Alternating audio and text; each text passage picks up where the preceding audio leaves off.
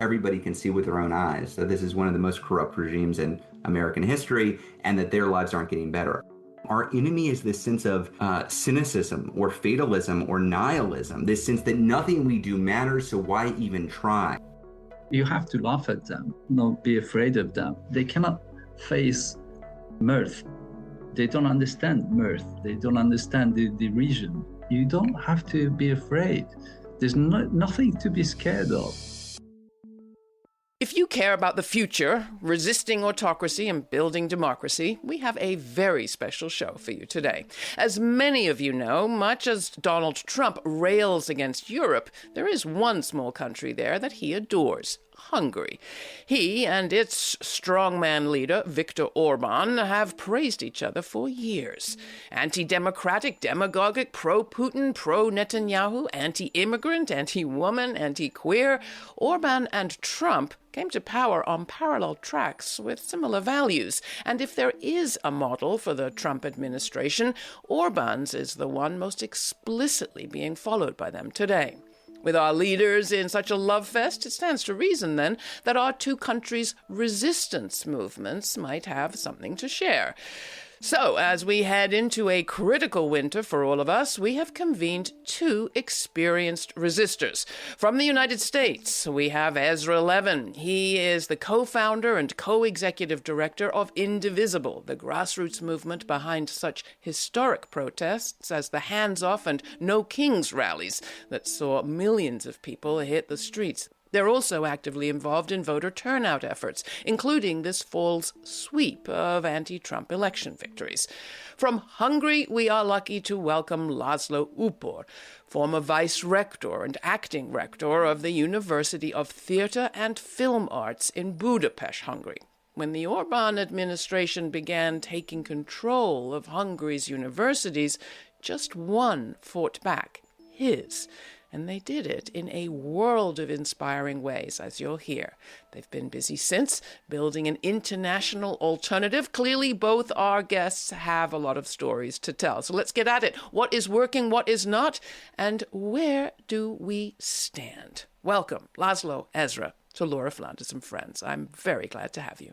Ezra, people may not realize who've gotten involved with Indivisible during Trump's second term that you actually began in his first term when you and your wife, Leah Greenberg, were responding to his first election, so 2016. We didn't think we were starting some sort of big national effort like this. We were former congressional staffers. We had both worked on Capitol Hill for members of Congress during the rise of the Tea Party. So we had seen a right-wing grassroots movement push back against a popular trifecta Democratic government. Obama had just won with big margins. He had the House, he had the Senate. He was pushing forward a bold policy agenda. And suddenly, out of nowhere, this Tea Party force started rising up all over the country. My boss was targeted by it. Leah's boss in Congress was targeted by it. And they were organizing locally and pushing their elected officials. I disagreed with their racism. I disagreed with their violence. I disagreed with their ideology. But damn it, they knew how to organize locally and use the tools available to constituents to push back. Flash forward to 2016, Trump wins. And it wasn't just his win that led us to try to start Indivisible. It was two things. One, a future Trump appointee talking about the Japanese internment camps during World War II as a model for what to do with immigrants and refugees and Muslims. That was terrifying. That was horrifying. But then second was an interview with incoming minority leader on the Democratic side of the Senate, Chuck Schumer, in which he said, well, we lost the election. That's what happens sometimes. We're just going to have to figure out ways to work with Trump. That was shocking to me. That was shocking to Leah. That was shocking to a lot of folks who viewed Trump as an existential threat to our democracy and somebody who needed to be resisted, not worked with, not somebody to figure out where the common ground is, but to stop his agenda before it can get off the tracks. So we wrote a guide basically drawing on our experiences working against the Tea Party. We saw what they did so effectively and said, look, you don't have to like what they were fighting for, but you can appreciate the power of local organizing in a democratic republic. We can do this. And so we put out a Google Doc called Indivisible, a guide to resisting the Trump agenda, and thought maybe this will be helpful to somebody out there who is looking for how to build and wield power in this moment.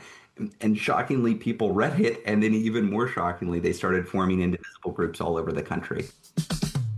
If you value bold reporting on grounded solutions for a fairer future for all, please consider making a donation today at lauraflanders.org. And thank you for standing with us at Laura Flanders and Friends and for helping to keep independent journalism like ours alive and kicking.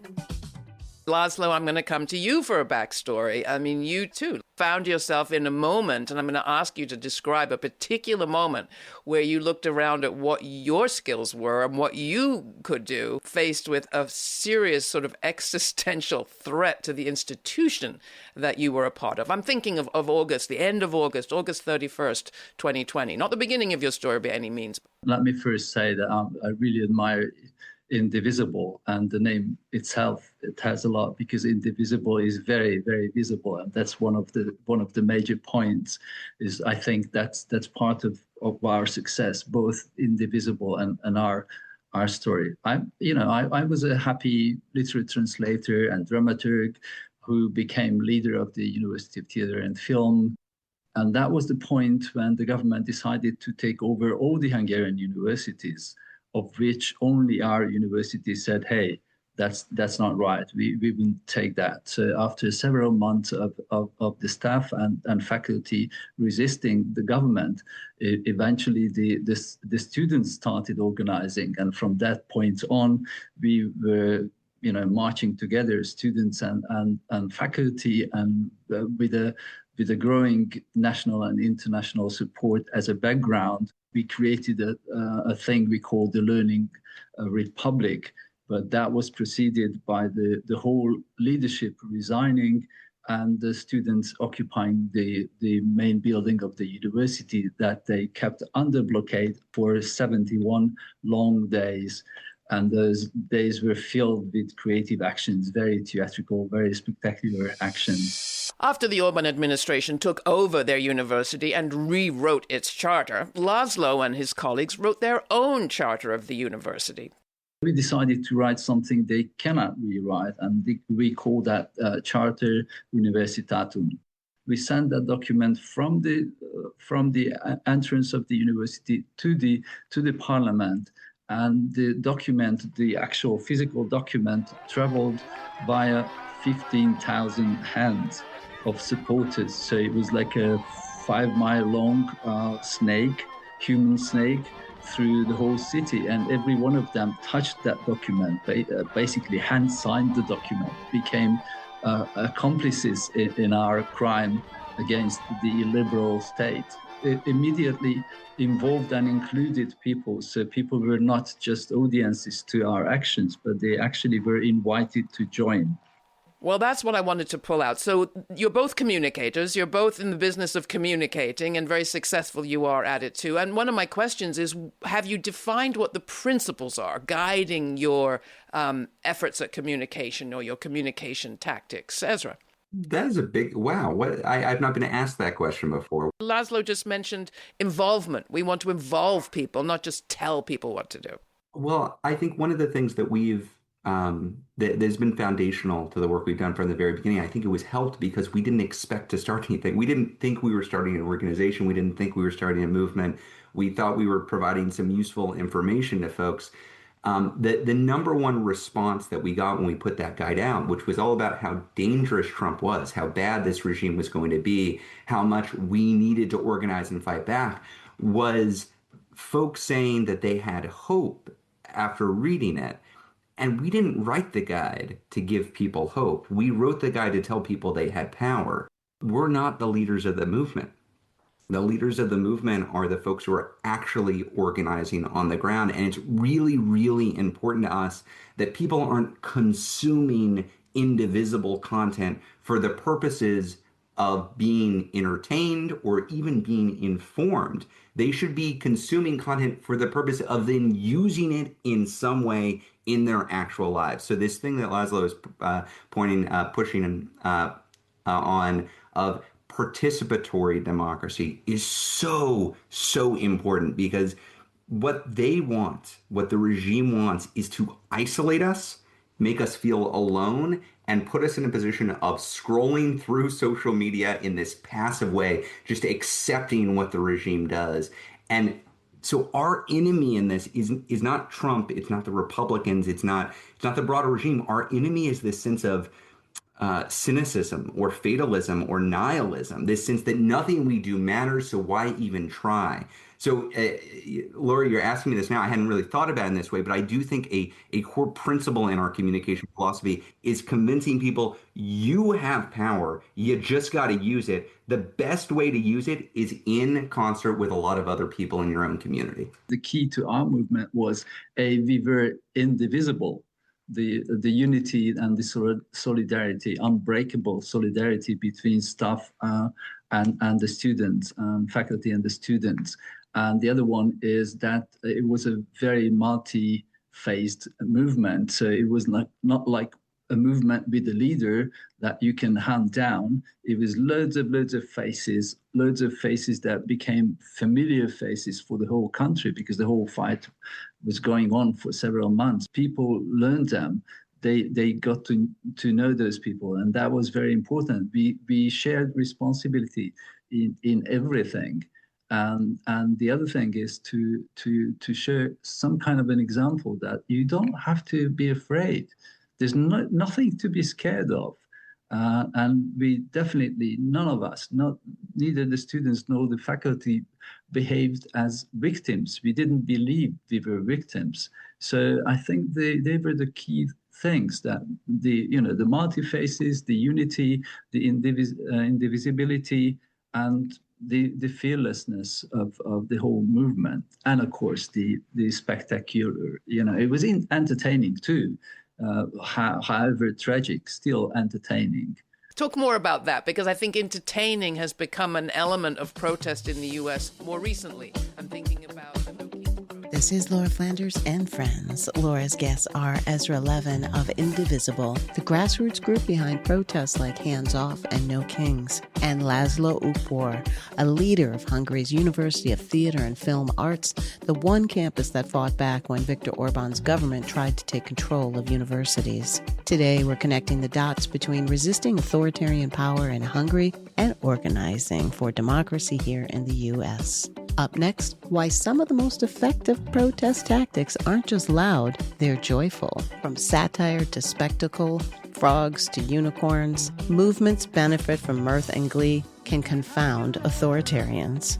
It's well worth watching this episode to see those gleeful tactics in action from Hungary to the U.S. at lauraflanders.org. That's also where we invite you to subscribe to our newsletter, where you'll receive information on all of our web exclusives, including the podcast of the full uncut conversation with today's guests. The discussion continues, but first here's Give In to What Is Real by Strata from their album Aspects, released on Brownswood Recordings.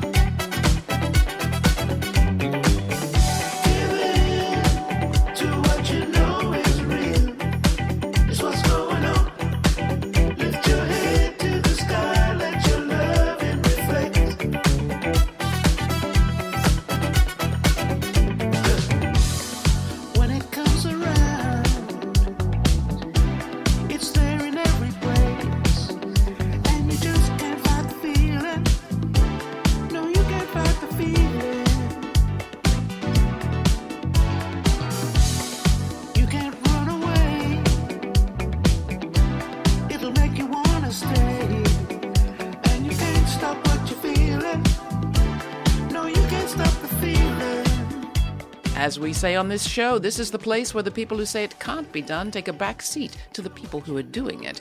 From our recent conversations with Dolores Huerta on courage, or with the federal workers blowing the whistle at HUD, or with the congresswoman and the Marine veterans standing together against the militarization of our cities, we seek out stories that can inform and even inspire. We're proud to stand strong, but we can't do it alone. Independent journalism like ours only survives because people like you believe it matters. If you value bold reporting on grounded solutions for a fairer future for all, please consider making a donation today at lauraflanders.org. And thank you for standing with us at Laura Flanders and Friends and for helping to keep independent journalism like ours alive and kicking.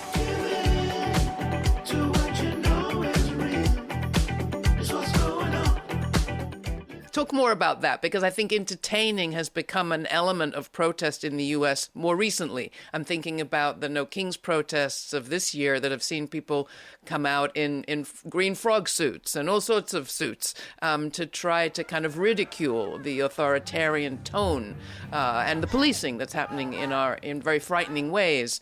That ridicule is important. And you did that too, László, right? Absolutely. You have to laugh at them. Not be afraid of them. They cannot face mirth. They don't understand mirth. They don't understand the derision. They think they are invincible, and when they just don't give in, they don't understand what's going on. Ezra, your No Kings slogan, people picked that up in so many ways and made it their own. And you see the signs for, months after the demonstration in people's windows. László, I know that when the students took over the university, you kind of barricaded yourselves in with caution tape, which in Hungary is red and white, not yellow. And that tape ended up everywhere as a kind of visual connecting device. Was that carefully thought out in advance, or it just happened? It happened almost accidentally. The students first wanted to blockade the building with planks, like as a fortress. And the chancellor, who was very, very much in favor of the resistance, he was a good guy. He said, this is not safe. You cannot escape if there's anything wrong going on. Do something that you can go through. And they said, okay, let's get some red and white tapes. And it became very spectacular. So people started coming to the building and say, okay, this is a piece of art. We distributed thousands and thousands of pieces of that thing. And we told people, don't throw them away because that's garbage, that's pollution. Take them home. So they took them home, and thousands of people suddenly had that little tape. So it became a fashion. And the same happened with the mask. The students had yellow masks, all of them, and yellow masks with the other symbol, the raised hands painted on it. And tens of thousands, literally tens of thousands of people all around Hungary were ordering it by mail. They wanted to have that. So you were traveling the country, and you met at the petrol station 300 miles from Budapest. You met another guy with the same mask and waving to each other. Oh, you too? Me too. Yes. Ezra, coming to you. The U.S. is not Hungary, and theater occupies a different, I have to say, lesser place in our kind of pantheon of powerful institutions in this country. But we have our own. And I'm wondering, as you listen to László, what are the parallels, or where do you see similarities, differences? And do you think that you've learned things about what inspires people and involves people and what doesn't? I'm assuming Indivisible's had some dud ideas along the way. We've had plenty of good ideas. There's a lot that resonated with what László's done, and we've taken inspiration from what y'all have done in Hungary. I just want to say that out loud. I think we are not by training, resistance experts. I loved what you said. They don't understand mirth. That is so true. They want to be feared. They want to be accused of being an authoritarian, of being a strongman. That they like that. What they can't afford is to be ridiculed, to be made fun of. They don't understand it. They can't engage with it. And also, it means that your people-powered protest is fun and popular, and people want to be part of it. Our solution to this problem is getting historic numbers of people involved, pushing back against the regime. You can't do that if this is some kind of serious, sad, scary, violent conflict with the regime. They will win. The regime has a monopoly on violent force in this country. They will win that. We do not want to engage in violence. We do not want this to be a sad thing that you have to do because it's always serious. We want this to be joyous resistance. And it's really difficult for an authoritarian regime to combat that because How do you push back against people having a good time, exercising their basic rights to show up in public with each other? They want to describe us as some kind of, I don't know, violent or subversive movement, but we show with our actual actions what we're doing, and they don't know how to push back against that. Plus, it is really hard to arrest people in those green suits. Just saying.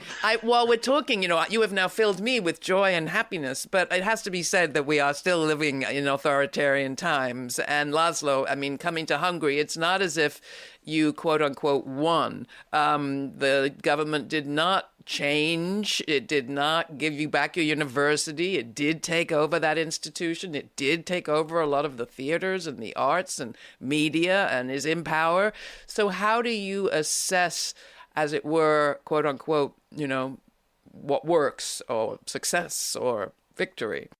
It would be easy and funny to say that we lost everything, but we still didn't lose, or we didn't win anything, but we won.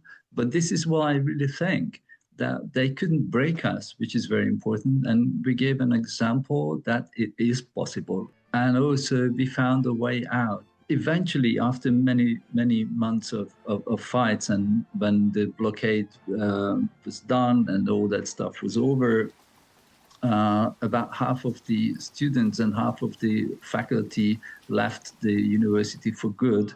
And we formed a society we call Free SFA Society, where SFA is acronym for the University of Theatre and Film. And we joined forces with 5 European art universities, and they agreed on creating an umbrella to adopt our students, the students who left the old university. So those students could finish their studies seamlessly under the leadership of their old teachers. Coming back to you, Ezra, for a second, I am interested in the kind of cracks in the edifice. And we saw some in the elections of this fall where just extraordinary cross-the-board victories by Democrats and anti-Trump candidates at every level. What do you think are the most widening cracks right now, or the things that perhaps are doing the most to turn people against the Trump administration? There was a scary period earlier this year where it looked like Trump was going to succeed in consolidating power in this country. And I think the thing that has worked is mass, peaceful, organized people power, starting very early on. In February and March, we were holding massive town halls where Republicans and Democrats alike were coming back home. And these libraries and community centers and public gatherings were just filled to the brim of people saying, why are you going along with, at that time, Elon Musk? Why are you allowing him to run roughshod over the entire country? And Elon Musk got kicked out of the White House. He's no longer working there. That was followed by protests for hands off. That was followed by the first No Kings Day on June 14th. That was followed by Labor Day and by No Kings 2, and then by these incredible election results.